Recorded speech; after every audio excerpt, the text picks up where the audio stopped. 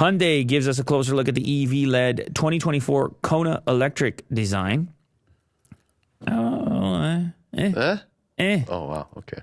I'm a big on that compared to like Ioniq. Sure. Yeah. No? I like them both. This has a futuristic light bar. I really like this. I know, but it's flat style. It's a little light. too curvy compared to Ioniq. You like the more hard edges. I don't know. I can see that. I don't know. I felt like they were doing. I just don't know how this fits into the current language, or is it meant to be completely different? Hyundai is promising a daring glimpse into the future of the urban SUV with its brand new 2024 Kona electric model arriving this summer. The all-new Hyundai Kona Electric has several new features, including a bold, more dynamic EV-derived design. The first Kona model was launched back in 2017. The electric came a year later with up to 292 miles of range in 2018 as part of their new generation of EVs. Although the SUV was redesigned in 2021, sporty aerodynamic look, it still felt like a gas-powered vehicle that happened to be electric.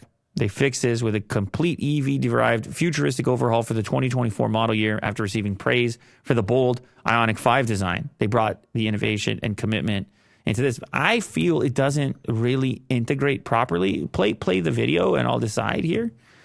Because I thought that the Ioniq lineup was very cohesive. Yes. What is it, the 5 and the 6? Yeah. They kind of look like they're from the same family. Same parents. Mm-hmm. This one has a little bit of that, but then it also, I don't know, it also kind of looks like they're older gas-powered cars. Yeah.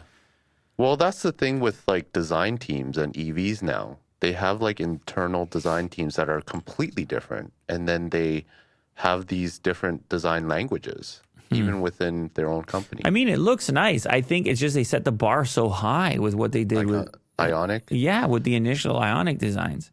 You can see a little bit. Like, I know, there's a little bit. There's a little bit, but then it also kind of looks a little bit like everything else on the road. Whereas with the Ioniq, it doesn't look like anything else on the road. You're right, yeah. You see it and you're like, you can spot an Ioniq from far away. Either of the two models. Mm-hmm. I don't know. I mean, But maybe even, they might know something we don't. Like maybe this is what people want. The interior looks similar. Yeah. To the Ioniq. The interior definitely has that kind of futuristic EV thing going on. Mm-hmm. And I don't know, price point wise, like is this a little bit more budget than the Ioniq? Or see, that's another thing I'm not certain of. Yeah, no price here. It's slightly larger than the previous version, 2023. It has a 12.3-inch dual wide displays and a floating module.